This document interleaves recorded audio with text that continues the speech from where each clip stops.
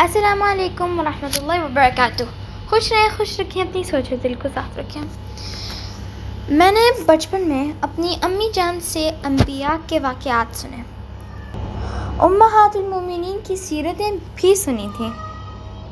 جب سے میں نے اردو پڑھنا اور لکھنا شروع کیا تو اسلامی لٹریچر کرنے کی بھی بہت کوشش کی ہے۔ میری اردو پڑھنے کی سپیڈ پرفیکٹ تو نہیں ہے، لیکن جہاں بھی میں غلطی کروں پلیز مجھے اگنور کر دیں، شکریہ۔ ایک بہت پیاری آنٹی ہیں جن کا نام ہے شہنیلا، ان کی تحریر جو سیرت امہات المومنین سیریز پر تھی وہ میں نے پڑھی۔ ایسے لگا کہ سب الفاظ دل میں اتر رہے ہیں۔ سوچا مجھ سمیت میری سب بہنیں، بھائی اور مائیں بھی سنیں۔ یہ ایک چھوٹی سی کوشش ہے کہ میں قدم بڑھانے کی، سب میرا ساتھ دیں۔ اللہ سبحانہ و تعالی مجھے اپنے دین کے لیے چن لے، آمین۔ پیاری آنٹی لکھتی ہیں، اکثر سوچتی ہوں کہ میرے اللہ سبحانہ و تعالی نے نبی کریم صلی اللہ علیہ وسلم کے گھر میں بہترین خواتین جمع کی تھیں، ہم کیوں نہیں ان پہ لکھتے؟ وہ تو ہماری رول ماڈل ہیں۔ اللہ سبحانہ و تعالی نے خود انہیں عام مسلمان عورتوں کے لیے رول ماڈل بنایا ہے۔ ام خدیجہ رضی اللہ عنہا اور ام عائشہ رضی اللہ تعالی عنہا پہ تو بہت لکھا گیا ہے، لیکن دیگر امہات المومنین پہ خال ہی کچھ پڑھنے کو ملتا ہے۔ اس لیے مجھ گناہ گار نے سوچا ہے کہ امہات المومنین پہ ایک سیریز شروع کروں، شاید نبی کریم صلی اللہ علیہ وسلم اس بات مجھ پہ رحمت کی نظر فرما دیں اور اس گناہ گار کو شفاعت نصیب ہو جائے۔ اس سلسلے کی پہلی کوشش حضرت ام سلمہ رضی اللہ تعالی عنہا کی بابرکت ذات سے شروع کرنے کی جسارت کر رہی ہوں، میرے حق میں دعا کر دیجیے گا۔ ام المومنین سیدہ ام سلمہ رضی اللہ تعالی عنہا، ام سلمہ رضی اللہ تعالی عنہا کا نام ہند بنت ابی امیہ بن مغیرہ تھا۔ ان کا تعلق بنو مخزوم سے تھا اور ان کی والدہ کا نام عاتکہ بنت عامر تھا، جو رشتے میں نبی کریم صلی اللہ علیہ وسلم کی دور کی پھپھو لگتی تھیں۔ امی جان اپنے بیٹے سلمہ کی وجہ سے ام سلمہ کہلاتی ہیں۔ امی کے پہلے شوہر عبداللہ بن عبد الاسد ان کے چچا زاد تھے جو ابو سلمہ کہلاتے تھے۔ ابو سلمہ السابقون الاولون میں سے تھے۔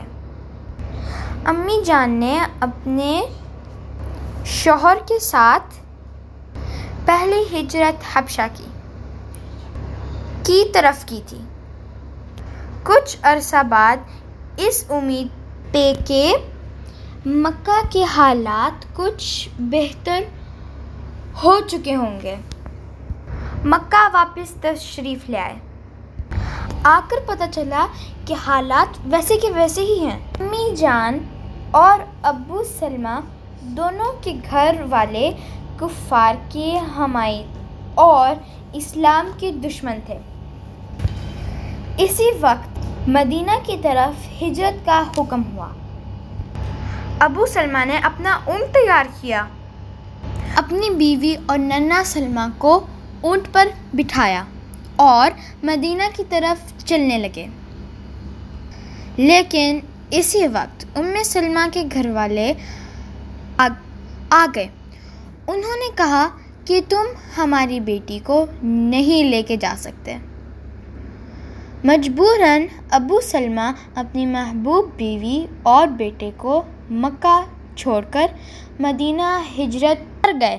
امی پہ صرف یہی ظلم نہیں کیا گیا بلکہ ابو سلمہ کے گھر والوں نے ننھا سلمہ بھی چھین لیا کہ یہ تو ہمارا خون ہے۔ چند منٹوں میں ہنستا بستا گھر اجڑ گیا۔ شوہر مدینہ، بیوی والدین کے گھر، بچہ ددیال میں۔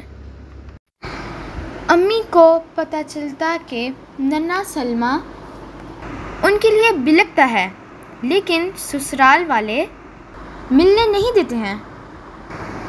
امی روز اسی جگہ تپتی ہوئی دھوپ میں پہنچ جاتی جہاں ان کی خوشیاں چھینی گئی تھیں اور جی بھر کر روتی۔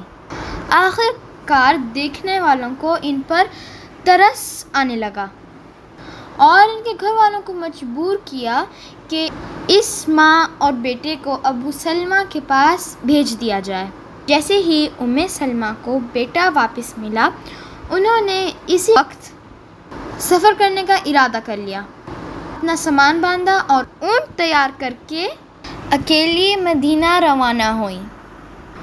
راستے میں انہیں عثمان بن طلحہ ملے جو اس وقت مسلمان نہیں ہوئے تھے۔ انہوں نے کہا کہ آپ اکیلے کس طرح سفر کریں گی؟ میں پیدل چلتا ہوں، آپ اپنے بیٹے کے ساتھ اونٹ پر تشریف رکھیں۔ امی فرماتی ہیں کہ میں نے عثمان بن طلحہ جیسا وفادار اور شریف آدمی نہیں دیکھا۔ عثمان بن طلحہ فتح مکہ کے وقت مسلمان ہوئے اور نبی کریم صلی اللہ علیہ وسلم نے انہیں خانہ کعبہ کی چابیاں دے دیں۔ سلمہ مدینہ پہنچ کر اپنے شوہر کے ساتھ ہنسی خوشی رہنے لگے۔ پھر بدر کی جنگ ہوئی۔ ابو سلمہ بہت ہمت سے لڑے۔ پھر غزوہ احد ہوا اور ابو سلمہ بہت بری طرح زخمی ہوئے، ایسے گہرے زخم جو ٹھیک ہی نہیں ہو پا رہے تھے۔ نبی کریم صلی اللہ علیہ وسلم اکثر ابو سلمہ کی طبیعت پوچھنے آتے تھے اور ان کے لیے دعا بھی فرماتے تھے۔ ابو سلمہ کا انتقال 4 ہجری میں ہوا۔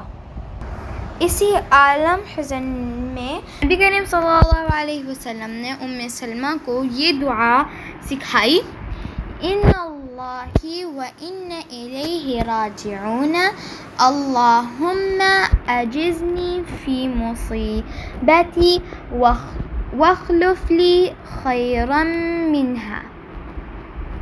اور اس کا ترجمہ ہے: اے اللہ، مجھے اجر دے میری مصیبت میں اور میرے لیے اس سے بہتر قائم مقام بنا۔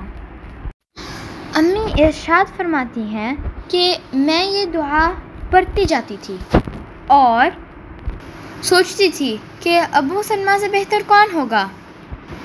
عدت کے بعد حضرت ابو بکر صدیق رضی اللہ تعالی عنہ اور حضرت عمر رضی اللہ تعالی عنہ نے انہیں نکاح کا پیغام پہنچایا، لیکن سلمہ خود کو شادی کے لیے راضی نہ کر سکیں، اور پھر اللہ سبحانہ و تعالی نے انہیں وہ اعزاز بخشا جس نے انہیں دین اور دنیا میں مثل آفتاب روشن کر دیا۔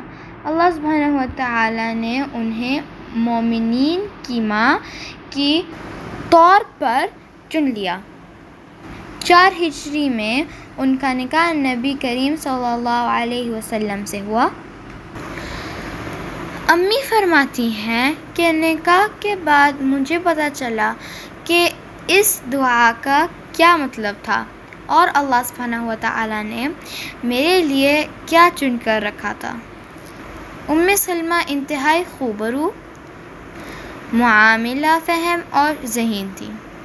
صلح حدیبیہ کے بعد جب تمام صحابہ کرام شکستہ دل تھے، نبی کریم صلی اللہ علیہ وسلم نے انہیں حکم دیا کہ اس سال عمرہ نہ کر سکیں گے۔